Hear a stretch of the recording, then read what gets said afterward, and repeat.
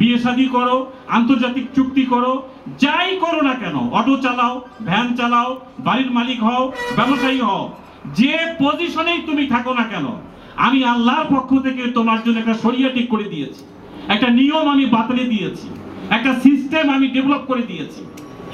সুম্মা জাআলনাকা আলা শারিআ মিনাল আমর, যত আমর আপনার জীবনে যত কাজ আছে সব কাজের বিপরীতে আল্লাহর পক্ষ থেকে শরিয়া ঠিক করে দেওয়া আছে।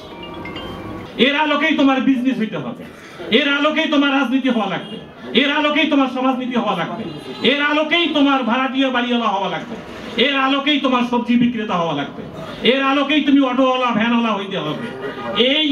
এটাকে ইত্তেবা করতে হবে, ফাত্তাবিআ, এটাকে অনুসরণ করতে হবে। ওয়ালা তাত্তাবি, অনুসরণ করা যাবে না আহওয়া আল্লাযী, যা তোমার নিজের মন মস্তিষ্ক চিন্তা ভাবনা। আমরা অনেকেই নিজের চিন্তা, নিজের মন মস্তিষ্ক পুরুষত্ব চিন্তা ভাবনা দিয়ে আমাদের জীবনটাকে ঢেলে সাজাচ্ছি। এই যেটা আমি বুঝি না, যেটা আমি জানি না, যেটা আমার ব্রেন কাজ করে না, যেটা কোরআন সাপোর্ট করে না, এইরকম কি কোনো শরিয়ার অনুসরণ করার সুযোগ আছে? টেস্ট একই রকম হবে, কিন্তু একটা হালাল আর একটা কি হারাম। আপনি কি আমার কথা বুঝতে পারতেছেন? তাহলে হালাল হারামের এই পার্থক্যটা আপনাকে আমাকে বুঝতে হবে। সুদ হলো হালাল, সুদ হলো হারাম, মুনাফা হলো হালাল।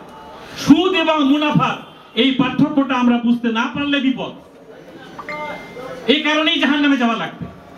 এই জন্য ইসলামী অর্থনীতির কিছু দিক আছে, যে দিকগুলো আমাদের সকলের জানা দরকার।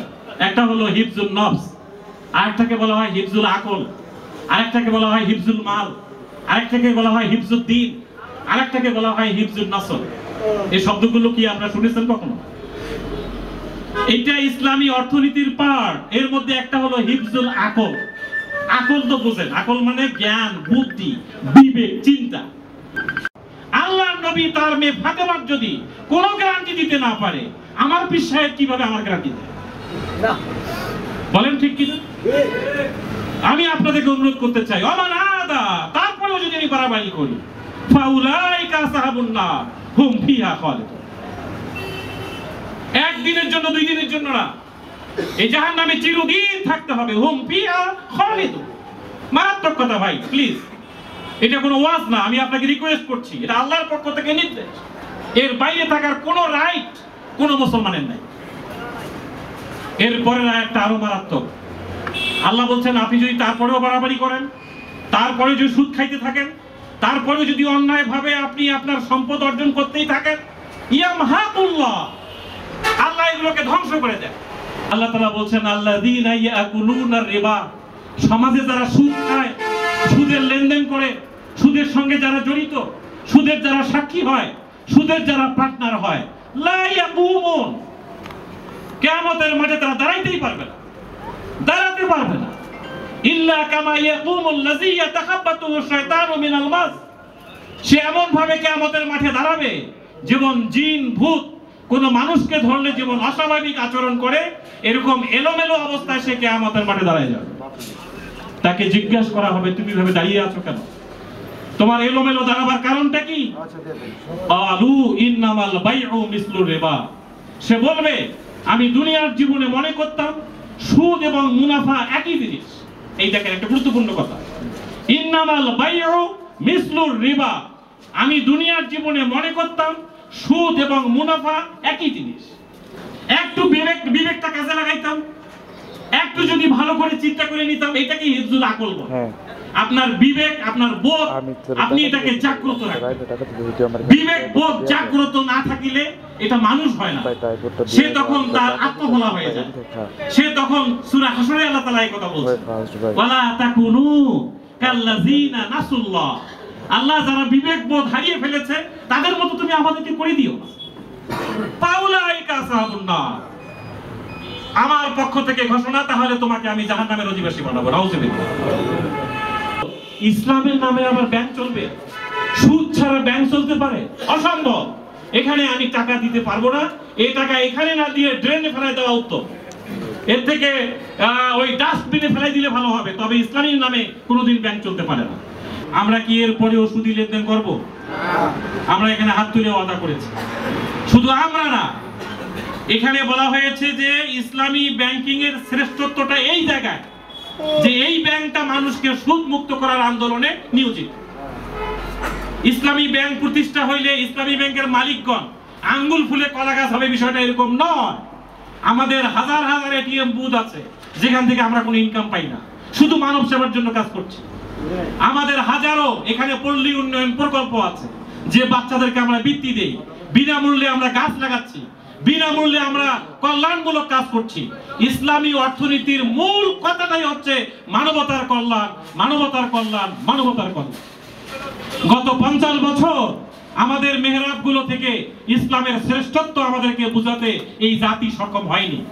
ইসলাম মানেই বুঝিয়েছে মহিলাদেরকে বোরকা পরাবে, জোর করে আপনাকে আবদ্ধ করে ফেলবে, ঘর থেকে বের হইতে পারবেন না, চুরি করলে হাত কেটে দিবে, এরকম কিছু মানে আতঙ্ক কিছু কথাগুলো ছড়ানো হয়েছে।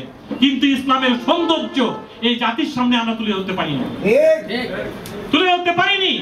আপনি জাকাত সিস্টেম চালু করে দেন সুদের বিপরীতে। জাকাতের যারা মালিক, মনে করেন একজন ব্যবসায়ী আজকে জাকাত দিল, তিনি মুদির দোকান, এই জাকাতের টাকাটা যিনি নিবেন তিনি কিন্তু আবার ধান, চাল, আটা, ময়দা, সুজি, তেল কেনার জন্য ওই মুদির দোকানদারের কাছে আসবে। ওনার জাকাতের টাকা কিন্তু ওনার কাছে ফিরে আসতেছে। এটা সায়েন্টিফিক বিষয়, আমরা বুঝি না। আল্লাহর এই কথাগুলোর মধ্যে অনেক সায়েন্টিফিক ইস্যু আছে। তুমি জাকাত দাও, আমি তোমার সম্পদ বাড়াই দেবো, মানে কি? ওই জাকাত যিনি খেলেন, যার হাতে টাকা জাকাত দিলেন, তিনি এই টাকাটা নিয়ে আপনার কাছে আবার আসবেন শাড়ি কেনার জন্য, লুঙ্গি কেনার জন্য, ধান চাল কেনার জন্য। কথা ঠিক না বেশি? এই টাকা তো সে টাকা তো আর খাওয়া যায় না। টাকা নিয়ে জাকাত যারা গ্রহণ করে তারা জাকাতদাতার কাছেই কিন্তু ফিরে আসে। ইসলামের এই কনসেপ্টগুলো আমরা বুঝতে পারলেই আমাদের কল্যাণ, বুঝতে না পারলেই অকল্যাণ।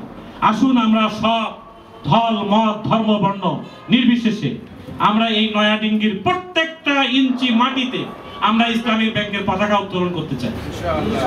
ঠিক আছে তো?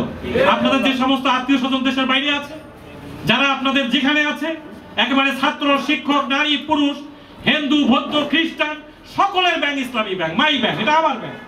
এই ব্যাংকের কাছে সবাই নিরাপদ। বিবি খাদিজা রাদিয়াল্লাহু তাআলা আনহা তিনি তার সম্পদকে কার কাছে দিবেন, এই জন্য আস্থার জায়গা খুঁজছিলেন।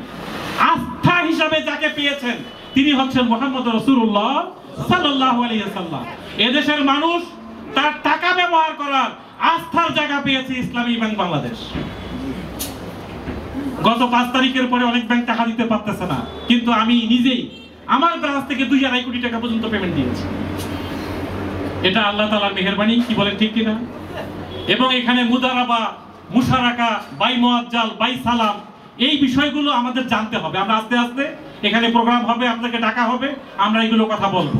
আমরা ডিপোজিটটা গ্রহণ করি মুদারাবা সিস্টেমে এবং আমরা মানুষকে বিনিয়োগ করি বাই মুরাবাহা, বাই মুআজ্জাল এই সিস্টেমে। এখানে এই দুইটা মুড ইসলামী শরিয়া মোতাবেক। এই জন্য এই দুইটা মুডের মধ্যে মুদারাবা হলো ডিপোজিট গ্রহণের মুড। একটা পক্ষ ফান্ড দিবে আর একটা পক্ষ টাকাটাকে ব্যবহার করবে।